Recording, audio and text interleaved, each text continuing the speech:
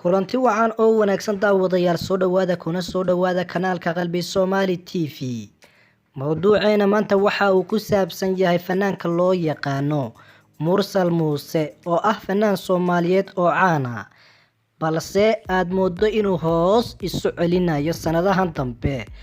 haddaba intaynan mawduuceena u gudbin, haddii aad kanaalka qalbi Somali TV ku cusub tahay, fadlan noo saar calaamada subscribe-ka oo nagu soo biir, kadibna taaba calaamada gambaleelka si aad u hesho wax kasta oo aanu soo dhigno isla daqiiqada aanu soo dhigno. ku soo dhawaada barnaamijka.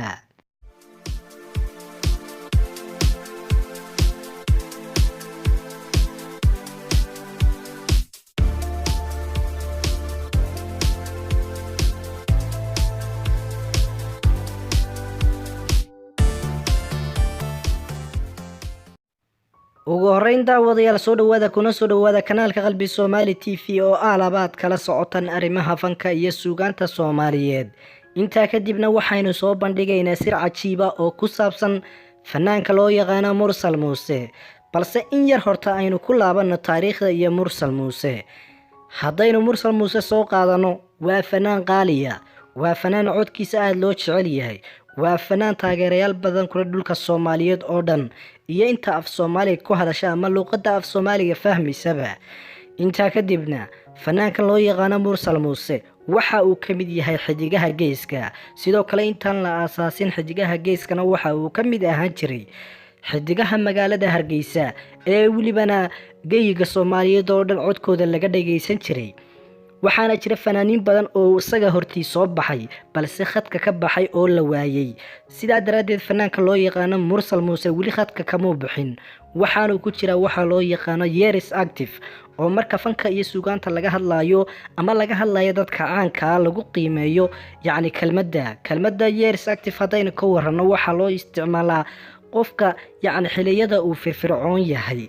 haddaba fanaankan loo yaqaan Mursal Muuse ilaa bilowgiisii ilaa dhamaadkiisa maynan gaadhin, laakiin ilaa bilowgiisa ilaa imika waxa uu fanaankan yahay fanaaniinta ugu firfircoon isla markaana soo jiita indhaha dadka marka uu heesaha qaadayo. sidoo kalena waxa uu soo jiidasho badan ku sameeyay shirkadaha soo saara heesaha Soomaalida sida shirkadaha Waqal iyo welibana kuwa kale ee soo bandhiga yacni heesaha Soomaalida ee tayada leh. sidaa daraadeed fanaanka loo yaqaan Mursal Muuse inagoo intaasoo dhan ka sheegnay, balse dhinaca kale waxaa jira daaqad madow oo fanaankani uu leeyahay. sidaasoo tahayna ma rabno inaynu fanaankan cayno, mana doonayno, waayo fanaankan waa fanaan Soomaaliyeed. dhammaan fanaaniinteena iyo cid kastoo fanka ku shaqo leh waynu jecel nahay, laakiin waxaa muhiim ah inuu qof kasta fahmo waxa naftaada dhibaato u ah. sidaa daraadeedna fanaanka loo yaqaan Mursal Muuse imika waxa uu ku jira xaaladii hore ka duwan. bal wax yar muuqaalkan ila arka horta.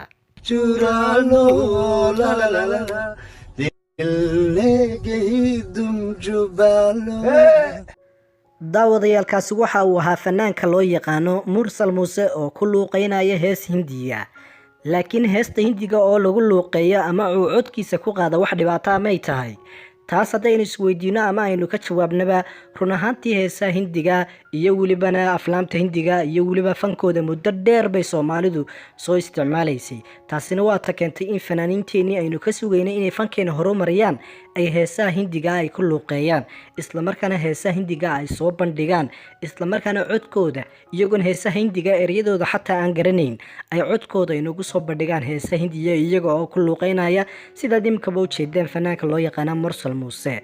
balse run ahaantii Soomaalidu maxay ka aaminsan yihiin qofka hees Hindiya ku luuqeeya? taasaa ah inay isweydiino. run ahaantii haddaynu ka jawaabno, Soomaalida marka aad u fiirsato waa dad aad u daawada aflaamta Hindiga iyo welibana maartay fanka Hindiga iyo xadaaradda Hindiga oo dhan aad u daawada.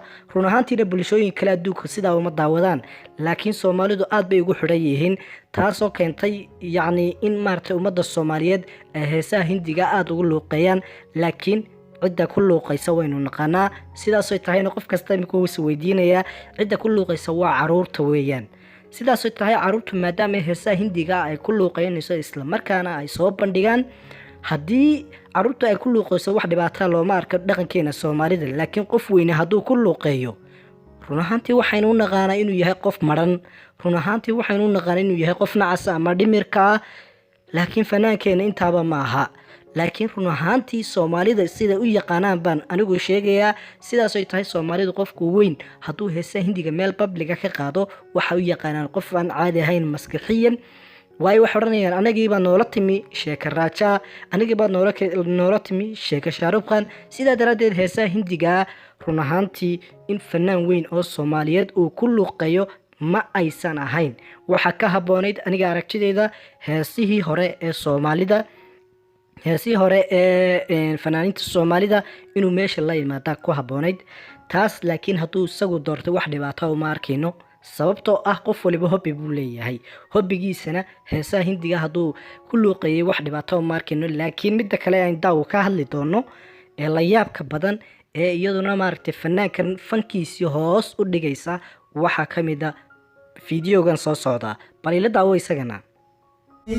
samaantii wada jirkii sagsaagaliba jiray maxaa saxmile qaldan sagsaagaliba jiray maxaa saxmile qalday jacaylkeenii soomaal baryahan uu suuxsayo sibuu isu dooriyey balsaakana waa jimce buniyo sameeysa lool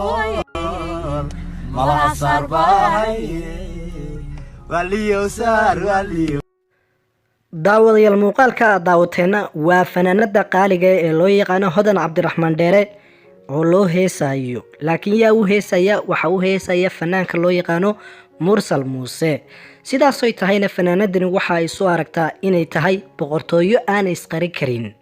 boqortooyo aan isqari karin waxa aan ka wada daawade qofka biniaadamka markuu isbido awood, markuu isbido xoog, markuu isbido inuu wax kasta gacanta ku dhigi karo, waxyaabaha wanaagsan ee uu helo waxa uu soo bandhigaa bulshada. sidaasay tahayna fanaanadani waxa ay bulshada u soo bandhigaysaa, islamarkaana inaga ina tusaysaa, ama qof kasta oo daawanaya ama taageerayaasheeda ha ahaado ama qof kaleba ha ahaado, ay si buuxda u tusaysaa inuu yahay mursal muuse qofka keliya ee gacanta iyadu ku hayso, siday doontana ay ka yeeli karto. run ahaantii gabadh waliba ninkeeda siday doonto way ka yeeli kartaa, laakiin waxaad weli moodaa in fanaanada loo yaqaano hodan cabdiraxmaan dheere ay ficil ku jirto ama ficiltan ku jirto, sababtoo ah ficiltankaas waxaad moodaa inay kula jirto yacni dadka iyada kasoo horjeeda ama qof kaleba uu noqon karaa.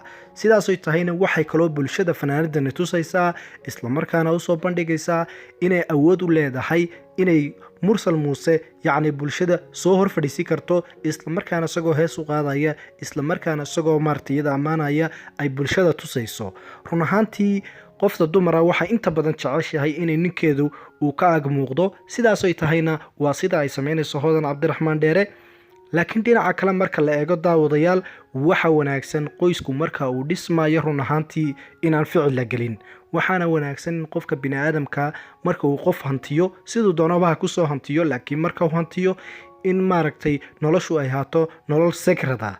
laakiin meel walba inay noloshu taalo run ahaantii ma fiicna. laakiin daawadayaal waxaan kaloo soo bandhigaynaa oo weliba la yaab badan, oo weliba cajaayiba, oo weliba sirtaana idii wadaa, waa arrin mucjisa ah, waa arrin madaxa daalinaysa. laakiin yaanan hadalka kugu dheerayne bal horta muuqaalkan ila daawo.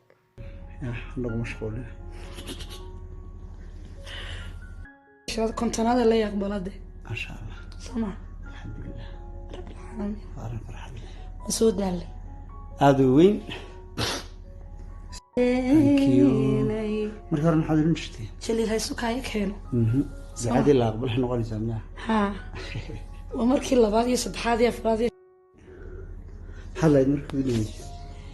jaliil haysu kaaya keenay yaas yaas jaliil haysu kaaya keenay. daawadayaal muuqaalka aynu daawanayno waxa weeye fanaanka loo yaqaano mursal muuse iyo fanaanada hodan cabdiraxmaan dheere oo ah xaaskiisa qaaliga ee uu jecel yahay. laakiin ilaahay waxaynu uga baryaynaa daawe inay nolosha ku tanaadaan, islamarkaana wax kasta oo wanaagsan ilaahay siiyo, maadaama ay yihiin lamaane wada nool, maadaama ay yihiin lamaane nolosha qaybsaday. waxay naga mudan yihiin tixgelin iyo ixtiraam iyo weliba duco. laakiin dhinaca kale daawadayaal, sirta ku jirta muuqaalkan aan idigu soo bandhiga ayaan rabaa inaan idii shaaciyo. run ahaantii bal muuqaalka dib ugu yar laabo waxaad arki doontaa iyadoo weliba hodan cabdiraxmaan dheere ay faraxsan tahay isla markaana maaragtay noloshii yacni wixii ugu weynaa ay tabaysay oo ah ninkeeda ay gacanta ku hayso isla markaana ay aada u faraxsan tahay. haddana fanaanka loo yaqaano mursal muuse run ahaantii ma qoslayo. sababtu waa maxay? sababtu waxa weeye asalkiisa hore fanaankani qosolka kumuu badnayn. asalkiisa hore waxa uu ahaa fanaan aamusan sida idiga muuqanaysa sawirada imika halkan aan soo dhigi doono isla markaana aad aragtaan. balse fanaankani intii ka dambeysay yacni intii uu xaaskiisa hore kala tegeen kadib waxa uu noqday fanaan aada u qosol badan. talo miyuu faraxsan yahay? dee taa ma sheegi karno, laakiin run ahaantii waxa uu noqday fanaan aada u qosol badan. wuxuu noqday fanaan aada iyo aada yacni waxyaaba aanu samey jirin sameeya, sida muuqaaladii hore aad aragteen, sidii heestii hindiga ee uu ku luuqeynayo oo kale. run ahaantii waxaa la is odhan karaa fanaankani markii hore iyo imika farqi weyn baa u dhexeeya, waxayna ka mid tahay waxyaabaha iska bedelay nolosha fanaankan. laakiin yaana hadalka kugu daalin, bal muuqaalkan ila daawo. fanaanka qosolka ayaa ka dhammaanaya. run ahaantiina berigii hore muu qosli jirin, xataa waqtigii hore maaragtay uu fanka soo galay ilaa waqtiyadii dhexe. laakiin muuqaalkan wuxuu ku caddaynayaa in fanaankani uu aada iyo aada usoo maydhmaayo waxaan ka wada uu isbedelayo. run ahaantii bal muuqaalkan ila daawo. Rano.